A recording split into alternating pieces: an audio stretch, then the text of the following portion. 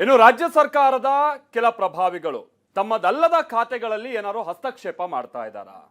ಈ ರೀತಿಯಾದಂತಹ ಒಂದು ವಿಚಾರ ಹಿಂದೆನೂ ಕೂಡ ಕೆಲ ಸಂದರ್ಭಗಳಲ್ಲಿ ಪ್ರತಿಧ್ವನಿಸಿತ್ತು. ಇವತ್ತು ಈ ವಿಚಾರ ಸದನದಲ್ಲೂ ಕೂಡ ಚರ್ಚೆಗೆ ಕಾರಣ ಆಯಿತು. ಯಾವ ಮಟ್ಟಿಗೆ ಅಂತ ಅಂದ್ರೆ, ಸರ್ಕಾರದ ಪ್ರಭಾವಿ ಸಚಿವರೊಬ್ಬರು ಮುಖ್ಯಮಂತ್ರಿಗಳ ಪುತ್ರ ಯತೀಂದ್ರ ಅವರ ಹಸ್ತಕ್ಷೇಪದಿಂದ ಸಿಟ್ಟಿಗೆದ್ದು ರಾಜೀನಾಮೆ ಕೊಡೋಕೆ ಹೋಗಿದ್ರು ಅನ್ನುವಷ್ಟರ ಮಟ್ಟಿಗೆ. ಅದು KJ ಜಾರ್ಜ್ ಅವರ ವಿಚಾರ. ಕೊನೆಗೆ ಯಾವಾಗ ಸದನದಲ್ಲಿ ವಿಚಾರ ಪ್ರಸ್ತಾಪ ಆಯಿತೋ, ಇದರ ಗಂಭೀರತೆ ಕೂಡ ಆ ಸಂದರ್ಭದಲ್ಲಿ ಬಹಳ ದೊಡ್ಡ ಮಟ್ಟದಲ್ಲಿ ಪ್ರತಿಧ್ವನಿಸಿತು. ಕೊನೆಗೆ ಆ ರೀತಿಯಾಗಿ ಯಾವುದೂ ಆಗಿಲ್ಲ ಅಂತ ಹೇಳಿ ಸಚಿವರು ಸ್ಪಷ್ಟನೆಯನ್ನ ಕೊಟ್ಟರೂ ಕೂಡ ವಿರೋಧ ಪಕ್ಷದವರು ಇದೇ ವಿಚಾರವನ್ನು ಇಟ್ಕೊಂಡು ಸರ್ಕಾರದ ಕಾಲೆಳೆಯುವಂಥದ್ದನ್ನ ಮುಂದುವರಿಸಿದ್ರು. ಹಾಗಾದ್ರೆ ಏನಾಗಿರೋದು ಬೆಳವಣಿಗೆ? ನಿಜಕ್ಕೂ KJ ಜಾರ್ಜ್ ಅವರು ಸಿಟ್ಟಿಗೆದ್ದಿದ್ದು ಹೌದಾ? ಮುಖ್ಯಮಂತ್ರಿಗಳ ಪುತ್ರ ಯತೀಂದ್ರ ಸಿದ್ದರಾಮಯ್ಯನವರ ವಿರುದ್ಧವಾಗಿ ಕೆಲವರು ಗುಮಾನಿ ವ್ಯಕ್ತಪಡಿಸ್ತಾ ಇರುವಂತದ್ದೇನು? ಬನ್ನಿ ರಿಪೋರ್ಟ್ ಅಲ್ಲಿ ನೋಡ್ಕೊಂಬೋಣ. ಸಿಎಂ ಅವರ ಮಗನ ಹಸ್ತಕ್ಷೇಪ ಆಗಿದ್ರಿಂದ ಸತ್ಯದ ವಿಚಾರ ಅಲ್ಲ. ಅವರು ಸೂಪರ್ ಸಿಎಂ ಆಗಿ ಕೆಲಸ ಮಾಡ್ತಿದ್ದಾರೆ. ಹಸ್ತಕ್ಷೇಪ ಆಗ್ಲಿಲ್ಲ, ಯಾರು ನನ್ನ ಇದಾಗಿ ಮಾಡಲಿಲ್ಲ ಅಂತ. ಜಾರ್ಜ್ ಅವರು ರಾಜೀನಾಮೆ ಕೊಟ್ಟಿದ್ದಾರೆ. ರಾಜೀನಾಮೆ ಕೊಟ್ಟಿಲ್ಲ. ಸಂಪೂರ್ಣವಾದ ನಂಬಿಕೆ ನಮ್ಮ ಮುಖ್ಯಮಂತ್ರಿ ಮೇಲೆ ನಮಗಿದೆ. ಯತೀಂದ್ರ ಸಿಎಂ ಸಿದ್ದರಾಮಯ್ಯರ ಸುಪುತ್ರ, ಕಾಂಗ್ರೆಸ್ ಪಾಲಿಗೆ ಓರ್ವ MLC.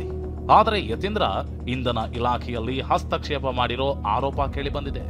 ತಮ್ಮದಲ್ಲದ ಕೆಲಸದಲ್ಲಿ ಮೂಗು ತೂರಿಸಿದ್ದಕ್ಕೆ ಪ್ರಭಾವಿ ಸಚಿವ KJ ಜಾರ್ಜ್ ರಾಜೀನಾಮೆ ಸಲ್ಲಿಸಿದ್ರು ಅನ್ನೋ ಮಹಾ ಮಾಹಿತಿ ಹೊರಬಿದ್ದಿದೆ. ಸಚಿವರೊಬ್ಬರ ರಾಜೀನಾಮೆ ರಹಸ್ಯದ ಬಿಗ್ ಅಪ್ಡೇಟ್ ಇದು. ರಾಜ್ಯ ಕಾಂಗ್ರೆಸ್ನಲ್ಲಿ ಹಾಗಾದ್ರೆ ಏನಾಯ್ತು? ಇಂಧನ ಇಲಾಖೆಯಲ್ಲಿ ಯತೀಂದ್ರ ಹಸ್ತಕ್ಷೇಪ. ಯತೀಂದ್ರ ನಡೆಗೆ ಬೇಸತ್ತು ರಾಜೀನಾಮೆಗೆ ಜಾರ್ಜ್ ಮುಂದಾಗಿದ್ದು ಸ್ವತಃ ಇಂಧನ ಸಚಿವರು ಕೂಡ ಬೇಸರವನ್ನು ವ್ಯಕ್ತಪಡಿಸಿದ್ದಾರೆ. ಸಿಎಂ ನಿವಾಸಕ್ಕೆ ತೆರಳಿ ಈ ಬಗ್ಗೆ ಪ್ರಶ್ನೆ ಮಾಡಿದ್ದಾರೆ ಸಚಿವ KJ ಜಾರ್ಜ್. ಯತೀಂದ್ರ ಅವರು ಪ್ರತಿಯೊಂದು ವಿಚಾರದಲ್ಲೂ ಕೂಡ ಹಸ್ತಕ್ಷೇಪ ಮಾಡ್ತಾರೆ. KJ ಜಾರ್ಜ್ ಸಿಎಂ ಸಿದ್ದರಾಮಯ್ಯರ ಆಪ್ತ ಬಳಗದಲ್ಲಿ ಗುರುತಿಸಿಕೊಂಡ ಸಚಿವ, ದೆಹಲಿ ಹೈಕಮಾಂಡ್ ನಾಯಕರಿಗೂ ಹತ್ತಿರದ ನಾಯಕ. ಇಂಥ KJ ಜಾರ್ಜ್ ಇಂಧನ ಇಲಾಖೆ ಜವಾಬ್ದಾರಿ ನಿರ್ವಹಿಸುತ್ತಿದ್ದಾರೆ.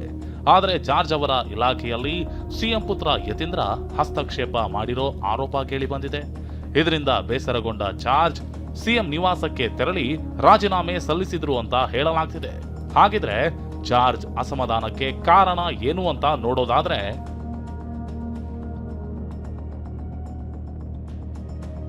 ಇಂಧನ ಇಲಾಖೆಯಲ್ಲಿ ಸಿಎಂ ಪುತ್ರ ಯತೀಂದ್ರ ಹಸ್ತಕ್ಷೇಪ ಮಾಡಿದ್ದಾರಂತೆ. ಯತೀಂದ್ರರ ಈ ನಡೆಗೆ ಇಂಧನ ಸಚಿವ KJ ಜಾರ್ಜ್ ಬೇಸರ ವ್ಯಕ್ತಪಡಿಸಿದ್ದಾರೆ.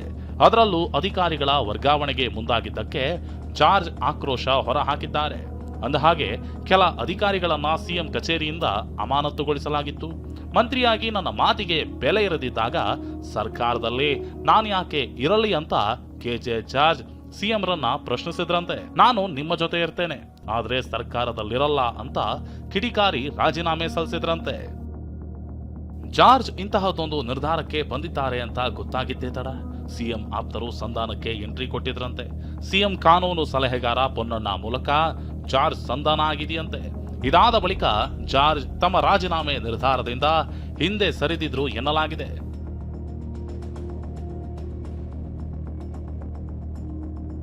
ಮತ್ತೊಂದು ವಿಷಯ ಏನಂದ್ರೆ, ಇಷ್ಟೆಲ್ಲದಕ್ಕೂ ಕಾರಣವಾಗಿದ್ದು ಇಂಧನ ಇಲಾಖೆಯಲ್ಲಿ ಕೆಲ ಅಧಿಕಾರಿಗಳ ವರ್ಗಾವಣೆ, ಅಮಾನತು ಹಾಗೂ KPTCL MD ಪಂಕಜ್ ಕುಮಾರ್ ಪಾಂಡೆಗೆ ನೀಡಿದ್ದ ನೋಟಿಸ್ ಅನ್ನೋ ಚರ್ಚೆ ಇದೆ. ಹಾಲಿ KPTCL MD ಆಗಿರೋ ಪಂಕಜ್ ಕುಮಾರ್ ಪಾಂಡೆ ಸಿಎಂ ಸೂಚನೆ ಪಾಲಿಸದ ಹಿನ್ನೆಲೆಯಲ್ಲಿ ನೋಟಿಸ್ ಕೊಡಲಾಗಿತ್ತು. ಸಿಎಂ ಸೂಚನೆ ಮೇರೆಗೆ ಜನವರಿ 20ರಂದು ಸರ್ಕಾರದ ಮುಖ್ಯ ಕಾರ್ಯದರ್ಶಿಗಳು ನೋಟಿಸ್ ಕೊಟ್ಟಿದ್ರು. ಅಧಿಕಾರಿಯನ್ನ ಅಮಾನತು ಮಾಡೋ ಪ್ಲಾನ್ ಇತ್ತು. ಆದರೆ ಕೊನೆ ಗಳಿಗೆಯಲ್ಲಿ ಸಿಎಂ ಸೈಲೆಂಟ್ ಆಗಿದ್ರು ಅನ್ನೋ ಮಾಹಿತಿ ಇದೆ.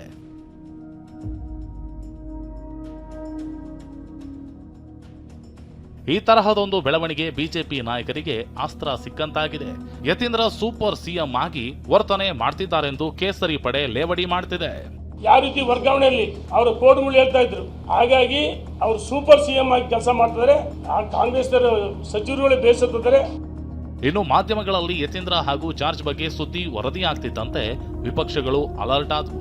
ಈ ಬಗ್ಗೆ ವಿಧಾನಸಭೆ ಕಲಾಪದಲ್ಲಿ ಬಿಜೆಪಿ ಶಾಸಕ ಸುನಿಲ್ ಕುಮಾರ್ ಪ್ರಸ್ತಾಪ ಮಾಡಿದ್ರು.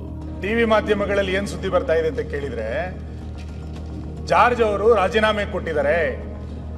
ಸಿಎಂ ಅವರ ಹಸ್ತಕ್ಷೇಪ ಜಾಸ್ತಿ, ಸಿಎಂ ಅವರ ಮಗನ ಹಸ್ತಕ್ಷೇಪ ಆಗಿದ್ರಿಂದ ಜಾರ್ಜ್ ರಾಜೀನಾಮೆ ಕೊಟ್ಟಿದ್ದಾರೆ ಅಂತ ಟಿವಿ ಹೇಳಿ ಬರ್ತಾ ಇದೆ. ಇದೊಂದು ಮುಗಿಲಪ್ಪ ಹಾಗಾಗಿ ಇಲ್ಲಿ. ಸದನದಲ್ಲೇ ಇದ್ದಾರೆ, ಸ್ಪಷ್ಟ ಮಾಡ್ಲಿ ಅಂತ ಆಯ್ತು, ಅಷ್ಟೇ. ಇಲ್ಲಿ ಇದೊಂದು ಬರುವ ನಿಮ್ದು ಬೇರೆ ಕಥೆ. ಕುಮಾರ್ ಅವರೇ, ಒಂದ್ ಸೆಕೆಂಡ್ ಟಿವಿಯಲ್ಲಿ ಬರೋ- ಒಂದ್ ಸೆಕೆಂಡ್ ಜಾರ್ಜ್ ನೀವು ಇದು ಲಿಖಿತ ಉತ್ತರ ಮುಗಿಸಿ. ನಾನೇನು ಆರೋಪ ಮಾಡ್ಲಿಲ್ಲ, ಲಿಖಿತ- ಹೌದಾ ಅಂತ ಕೇಳಿ ಆ, ಸ್ಪಷ್ಟ ಎಂತ ಮಾಡಿ ಕೇಳಿ? ಹೇಳಿದಾರಲ್ಲ. ಆಗ ಎದ್ದು ನಿಂತ ಕೆಜೆ ಜಾರ್ಜ್ ತಾವು ರಾಜೀನಾಮೆ ಕೊಟ್ಟಿಲ್ಲ ಅಂತ ಸ್ಪಷ್ಟನೆ ಕೊಡುವ ಕೆಲಸ ಮಾಡಿದ್ರು. ಇದರ ಜೊತೆಗೆ ತಾವು ಸಿಎಂ ಸಿದ್ದರಾಮಯ್ಯರ ಬೆಂಬಲಿಗ ಅನ್ನೋ ಮಾತನ್ನ ಒತ್ತಿ ಒತ್ತಿ ಹೇಳಿದ್ರು. ನಾನು ಯಾವುದೇ ರಾಜೀನಾಮೆ ಪ್ರಶ್ನೆ ಉದ್ಭವಿಸೋದಿಲ್ಲ, ಆ ಥರ ಏನಿಲ್ಲ.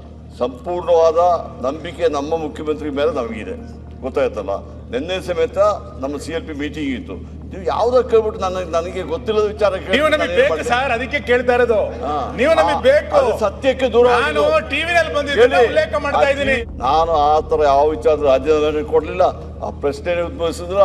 ಸಂಪೂರ್ಣವಾದ ನಂಬಿಕೆ ಮತ್ತೆ ಬೆಂಬಲ ಮುಖ್ಯಮಂತ್ರಿ ಅವರೊಟ್ಟಿಗೆ ನಾವೆಲ್ಲ ಇದ್ದೀವಿ.